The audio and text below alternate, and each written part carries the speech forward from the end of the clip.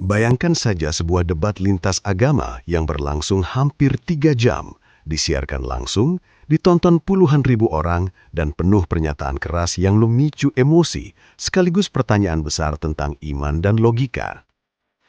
Video yang sedang ramai ini adalah siaran langsung Edis TV, tayang Jumat 14 Maret 2025 di channel Edis TV 2 dengan judul Live Edis TV Terbaru. Debat ini mempertemukan Edis Sidabutar dan Gus Wafi dalam diskusi terbuka yang membahas Al-Quran, Alkitab, garis keturunan Nabi Ibrahim, hingga konsep keselamatan. Bukan sekedar adu ayat, tapi adu cara berpikir. Dan di video ini, ada banyak pernyataan kontroversial yang layak kita bedah lebih dalam, secara tenang, objektif, dan berdasar. Bayangkan saja sebuah debat yang bukan hanya mempertemukan dua orang, tetapi dua kerangka berpikir tentang wahyu, sejarah, dan keselamatan. Bukan sekedar beda tafsir, melainkan beda cara membaca dunia.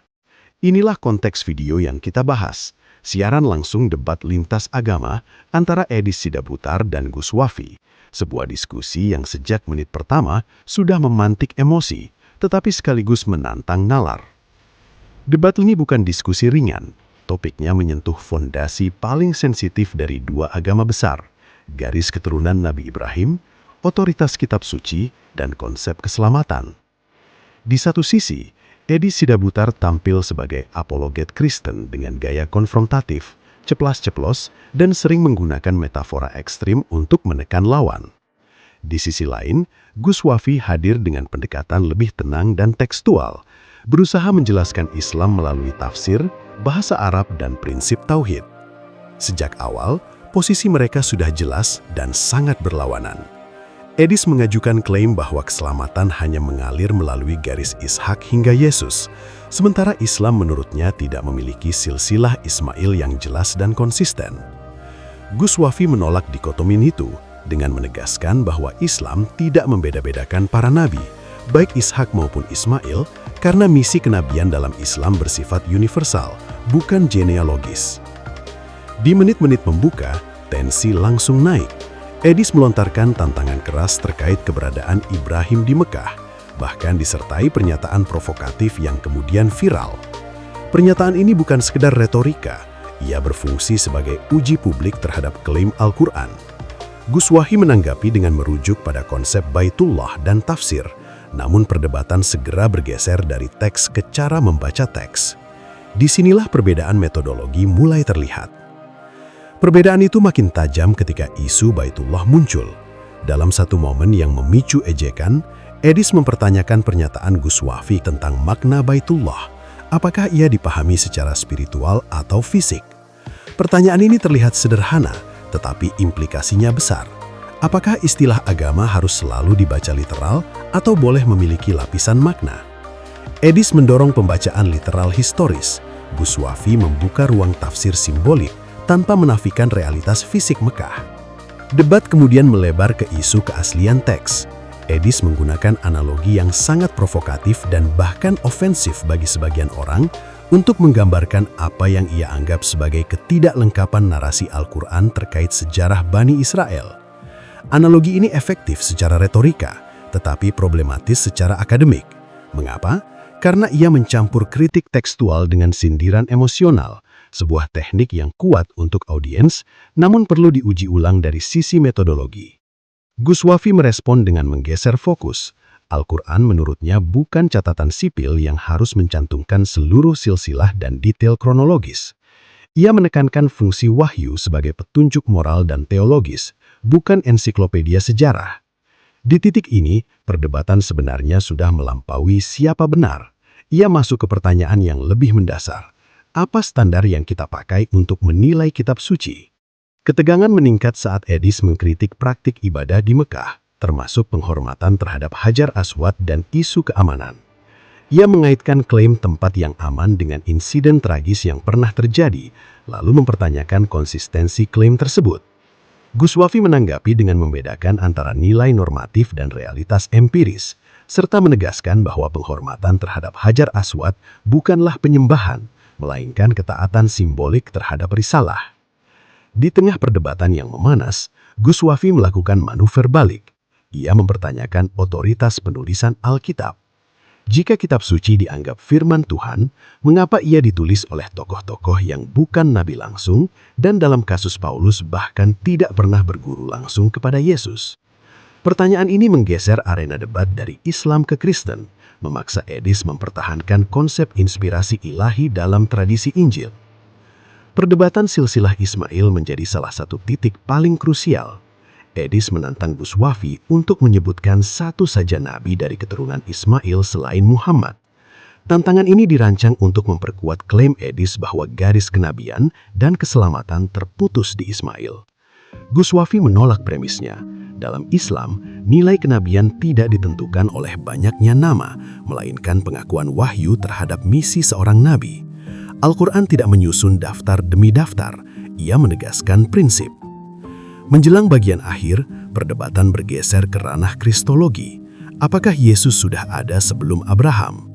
Buswafi meminta bukti konkret dari konteks hukum Yahudi pada masa Yesus hidup.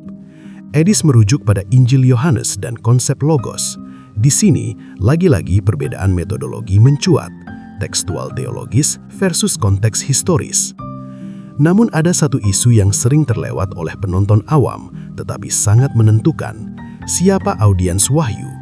Edis mempertanyakan logika Al-Quran yang menyebut tokoh-tokoh Alkitabiah seolah-olah audiensnya sudah familiar dengan tradisi Yahudi Kristen.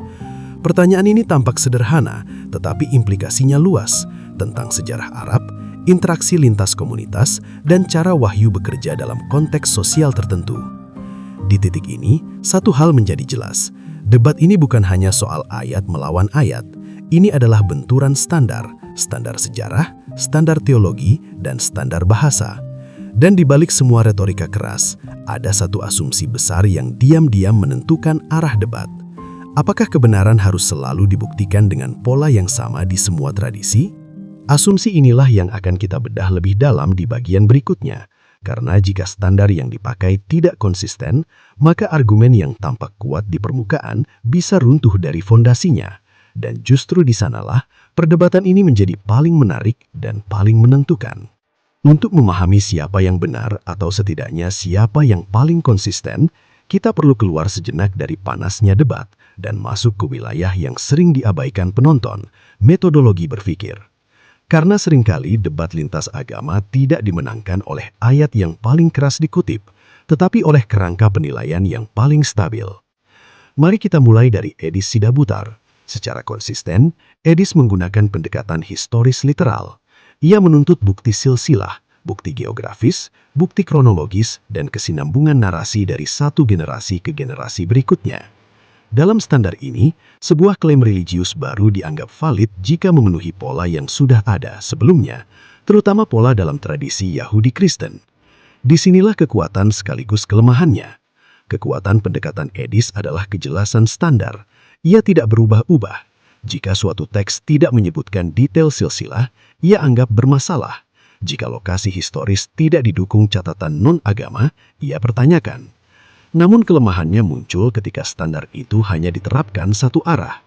Ketika Buswafi mempertanyakan otoritas Injil dan peran Paulus, Edis tidak sepenuhnya menjawab secara historis, melainkan kembali ke iman. Ini memperjelas satu hal, bahwa kedua pihak sama-sama akhirnya bersandar pada iman, bukan murni sejarah. Dan disinilah kita sampai kepada kesimpulan kunci yang sering luput oleh penonton awam. Debat ini tidak pernah benar-benar tentang sejarah semata. Ia adalah iman yang mencari legitimasi rasional. Ketika iman diuji dengan sejarah, sejarah akan selalu terasa kurang. Ketika sejarah diuji dengan iman, iman akan selalu punya jawaban. Pertanyaan yang paling jujur yang bisa diajukan kepada penonton adalah ini. Standar mana sebenarnya yang Anda pakai untuk menilai kebenaran? Jika standar Anda adalah sejarah modern, maka semua kitab suci tanpa kecuali akan bermasalah.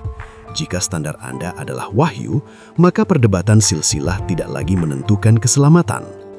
Debat Edis Sidabutar dan Buswafi pada akhirnya membuka satu kenyataan yang jarang diakui secara terbuka.